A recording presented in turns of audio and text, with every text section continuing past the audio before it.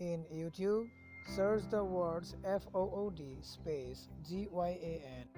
You will find a channel based on Assamese ethnic foods. Please subscribe to our channel Food Gyan and press the bell icon for the notifications.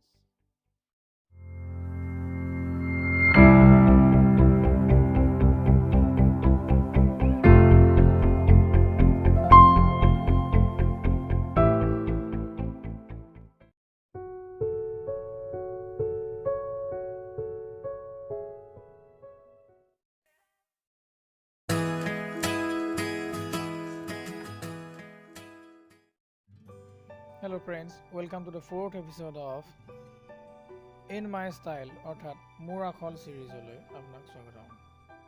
কচু আলুৰ সৈতে broiler বা local মুৰ্গী কিদৰে বনাব পাৰি তাৰ থলুৱা এবিধ ৰেচিপি আমি আজি আলোচনা কৰিছোঁ।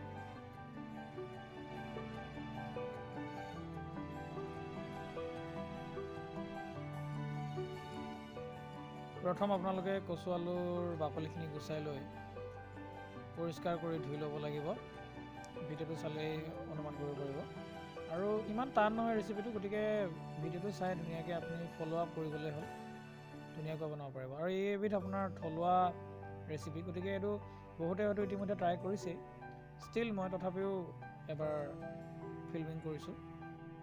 পূৰ্বৰ যিবিলাক লাষ্ট এপিছ'ডবিলাক চালে আপোনালোকে গম পাব, যেনেকৈ আমি আদা নহৰু পিঁয়াজবিলাক ঘৰতে কাটি কৰি বা পিচি লওঁ, ঠিক তেনেকৈ আজিও ব্যতিক্ৰম নহয়, আজিও তেনেকৈ ল'ব লাগিব। এয়া দেখিছে আপোনালোকে কচু আলুখিনি আপোনালোকে পৰিষ্কাৰকৈ বাকলি গুচাই কাটি লৈ মিহিকৈও কাটি ল'ব পাৰে, তো আপোনাৰ নিজৰ পচন্দৰ ওপৰত কথা কেনেকুৱা ধৰণৰ আপুনি কৰিব বিচাৰে, আৰু ধুই ল'ব লাগিব পৰিষ্কাৰকৈ। এয়া আদা নহৰু মই মোৰ নিজৰ পচন্দৰ মতে কাটি কৰি লৈছোঁ। পিঁয়াজো নিজৰ আন্দাজ মতে শ্লাইচ কৰি ল'ব, কিছুমানে ৰাউণ্ড শ্লাইচ কৰে, তো ৰাউণ্ড শ্লাইচো কৰি ল'ব পাৰে। সেইটো জাষ্ট ফ্ৰাইং পেনখনৰ ওপৰত বা ফ্ৰাই কৰা পটটোৰ ওপৰত ডিপেণ্ড কৰিব, বা আপুনি কেনেকৈ কোনটো ষ্টাইলত ফ্ৰাই কৰিব বিচাৰে সেইটোৰ ওপৰত ডিপেণ্ড কৰিব। আদা নহৰুৰ লগত ইমান কথা নাই, কাৰণ আদা নহৰুটো আপুনি পেষ্টহে কৰিব, গতিকে সেইটো নিজৰ ইচ্ছামতে টুকুৰা কৰি ল'লেই হ'ল। এতিয়া কচুখিনি কাটি লোৱা আৰু ধুই লোৱাৰ পিছত আমি বইল কৰিব লাগিব। বইল কৰাৰ বাবে মই প্ৰেছাৰ কুকাৰ ব্যৱহাৰ কৰিছোঁ, বা আপুনি চচপেনত বইলো কৰিব পাৰে। বইল কৰিবৰ সময়ত বহুতে কলাখাৰ মিহলি কৰি দিয়ে কচুখিনিৰ লগত, সেইটোও কৰিব পাৰে। সেইটো কৰিলে কচুৰ যিটো চুক মানে কচুৰ যিটো কচুৱে কেতিয়াবা খজুৱাই নহয়, সেই খজুৱা কথাটো কৈছোঁ, সেই গুণটো নাইকিয়া হয়। কিছু পৰিমাণে লাঘৱ কৰিবৰ কাৰণে বহুতে কলাখাৰ ব্যৱহাৰ কৰে, আৰু সিজিবৰ কাৰণেও বহুতে কলাখাৰ ব্যৱহাৰ কৰে, চ' সেইটো কৰিব পাৰে। মাংসটো ভালদৰে পৰিষ্কাৰ কৰি ল'ব, কিন্তু মাংসটো বেছিকৈ নুধুব। মাংসটো ইয়াত ব্ৰইলাৰ ব্যৱহাৰ কৰা দেখুওৱা হৈছে, কিন্তু আপোনালোকে লোকেল মুৰ্গীও ব্যৱহাৰ কৰিব পাৰে। আনকি লোকেল মুৰ্গী ব্যৱহাৰ কৰিলে ব্ৰইলাৰতকৈ আপুনি ৰিজাল্টটো বেছি ভাল পাব, সোৱাদ বেছি ভাল পাব।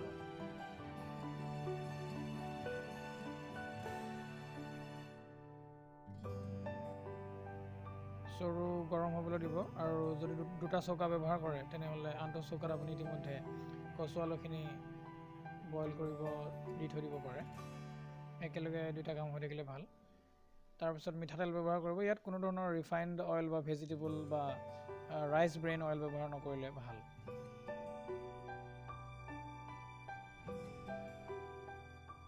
চ' I recommend you to use mustard oil, মানে মই মাষ্টাৰ্ড অইল ব্যৱহাৰ কৰোঁ, সৰিয়হৰ তেল ব্যৱহাৰ কৰাটো বিচাৰোঁ। আৰু আপোনালোকে দেখিবলৈ পাইছে ডাইৰেক্ট মাংসখিনি তেলত দিয়া হৈছে, গৰম তেলত ডাইৰেক্ট দিয়া হৈছে, তাত আগতে কোনো মছলা সানি লোৱা হোৱা নাই। আপোনালোকে নিশ্চয় মন কৰি ল'ব, দেখিব।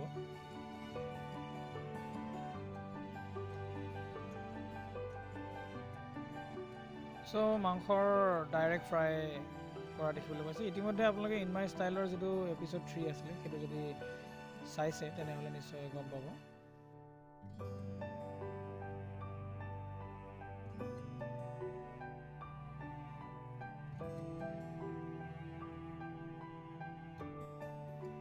এনে কৰিলে কিছু সময়ৰ পিছত মাংসৰ যিটো কেঁচা ৰং, সেই ৰংটো নোহোৱা হ'বলৈ আৰম্ভ হ'ব, আৰু লাহে লাহে তাৰপিছত আপুনি নিমখ দিব পাৰিব।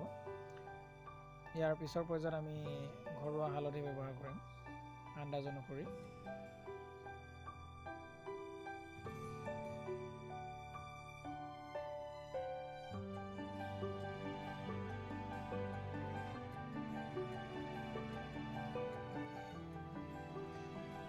পিচি লোৱা আদা নহৰু ব্যৱহাৰ কৰা দেখা পাইছে। লগতে গৰম মছলাও কিছু পৰিমাণে আন্দাজ অনুসৰি পিচি ল'ব। গৰম মছলাত লং ডালচেনিৰ পৰিৱৰ্তে বেছিকৈ যদি ইলাচি থাকে তেতিয়াহ'লে ভাল হয়। হালধি যোগ কৰা দেখিবলৈ পাইছে। চ' এতিয়ালৈকে আমি কোনো ধৰণৰ মানে নিমখ আৰু হালধিৰ বাহিৰে আমি কোনো ধৰণৰ অন্যান্য মছলা এতিয়ালৈকে ব্যৱহাৰ কৰা নাই। ঠিক পৰৱৰ্তী পৰ্যায়তহে আমি এতিয়া কিছু পৰিমাণে জিৰা পাউডাৰ ব্যৱহাৰ কৰিছোঁ। ঘৰত পিচি লোৱা গুড়ি কৰি লোৱা জিৰাৰ পাউডাৰ ব্যৱহাৰ কৰিম। তাৰ পিছৰ পৰ্যায়ত আপোনালোকে অন্যান্য মছলাসমূহ ব্যৱহাৰ কৰিব পাৰে, যেনেকৈ ব্লেক পেপাৰ বা জালুকৰ গুড়ি ব্যৱহাৰ কৰিব পাৰে, বা ৰেড হট চিলি ব্যৱহাৰ কৰিব পাৰে। আৰু আমি এতিয়াহে পিঁয়াজ এড কৰিছোঁ।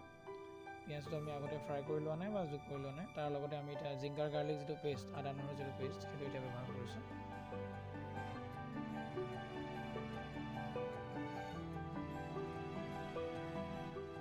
এইটো প্ৰচেছত আমি আগবাঢ়িলে এটা কথা মন কৰিব লাগিব যে জুইটো যাতে বহুত বেছি হৈ নাথাকে আৰু মাংসটো যাতে চৰুত নন ষ্টিকি পেনেই হওক বা অন্যান্য অৰ্ডিনাৰী চৰুৱেই হওক যাতে মাংসটো লাগি নধৰে, সেইটো মন কৰা ভাল।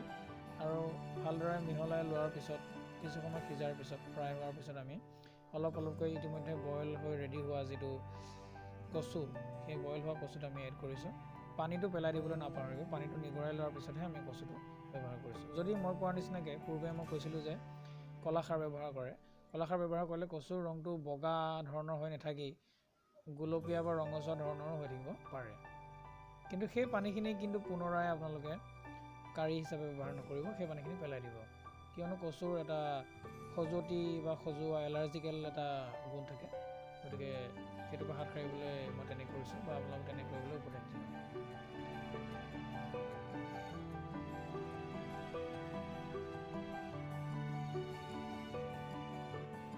ভালদৰে মাংসৰ সৈতে কচুখিনি মিলি পৰাৰ পিছত বা হাতেৰে লৰাই থকাৰ পিছত হয়তো কচুখিনি কিছু অংশ ভাঙি গৈ মাংসৰ সৈতে লগ হৈ পৰিব। কিছুমানে কচুখিনি ফেনেকি লৈ বা সানি লৈ পেলাইও ব্যৱহাৰ কৰা দেখা যায়। তো ভালদৰে মিলি পৰাৰ পিছত আপোনালোকে এইদৰে পানী ব্যৱহাৰ কৰিব পাৰে, কিয়নো মাংসটো ইতিমধ্যে তেলত দিয়াৰ কাৰণে ভালদৰে ফ্ৰাই হৈয়ে পৰিছে আৰু কচুখিনি অলৰেডি বইল হৈয়ে আছে, গতিকে বেছি সময় লৰাই থকাৰ কোনো অৰ্থ নাই।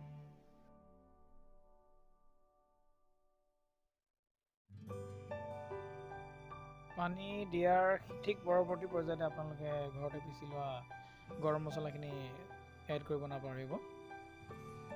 আৰু মই শেষ পৰ্যায়তহে ৰেড চিলি ইউজ কৰিছোঁ। আপোনালোকে মই যে তেতিয়া কৈছিলোঁ ঠিক সেইখিনি সময়তো আপোনালোকে ৰেড চিলি ব্যৱহাৰ কৰিব পাৰে, সেইটো নিজৰ আন্দাজৰ ওপৰত কথা। এনেকুৱা নহয় যে মই শেষত এড কৰিছোঁ মানে শেষতহে এড কৰিব লাগিব বা শেষত এড কৰিলেহে ভাল লাগিব, তেনেধৰণৰ কোনো কথা নাই। ব্লেক পেপাৰো মই এতিয়াহে এড কৰিছোঁ, আপোনালোকে মন কৰিছে। তেতিয়াই এড কৰিব পাৰে যেতিয়া আপুনি অনিয়ন এড কৰিছিলে, পিঁয়াজ যেতিয়া ঢালিছিলে, পিঁয়াজখিনি ঢালোঁতেই তেতিয়াই মছলাৰ কাম শেষ কৰি দিব পাৰে। কিন্তু মছলা তেতিয়া আমি এড কৰাহেঁতেন ভালদৰে অলপ ফ্ৰাই কৰি ল'ব লগা হ'লহেঁতেন, নহ'লে মছলাখিনি লাগি ধৰে। সেইকাৰণে মই শেষত এড কৰিছোঁ যাতে মছলাটো লাগি নধৰে, পুৰা নাযায় সেইবাবে। এয়া ইতিমধ্যে আমাৰ গ্ৰেভি ষ্টাইলৰ, গ্ৰেভি ঠিক হোৱা নাই, কাৰী ষ্টাইলৰ হৈ পৰিছে। চ' গাইজ ফাইনেলি আমি আমাৰ মাংসৰ সৈতে কচুৰ যিখন আঞ্জা সেইখন প্ৰিপেয়াৰ কৰিলোঁ। ফাইনেলি তৰকাৰীখন দেখিবলৈ এনেকুৱা ধৰণৰ ৰং হৈছে, আৰু লগতে আপুনি ফ্ৰেছ কৰিয়েণ্ডাৰ লিভছ বা সতেজ ধনিয়া সেউজীয়া পাতটো ব্যৱহাৰ কৰিব পাৰে, যিটো আমি ব্যৱহাৰ কৰিছোঁ। তো এইবিধ থলুৱা তৰকাৰী যদি ইয়াত আপুনি বিভিন্ন ধৰণৰ এড কৰিব পাৰে, ফিউজন ঘটাব পাৰে। ডেক'ৰেশ্যনটো আপুনি যেনেকৈ কৰে আপোনাৰ কথাই, আমি বেঙেনা পোৰাৰ লগত পৰিৱেশন কৰিম, তো নিজৰ ষ্টাইলত আপোনালোকে পৰিৱেশন কৰিব পাৰিব। ধন্যবাদ।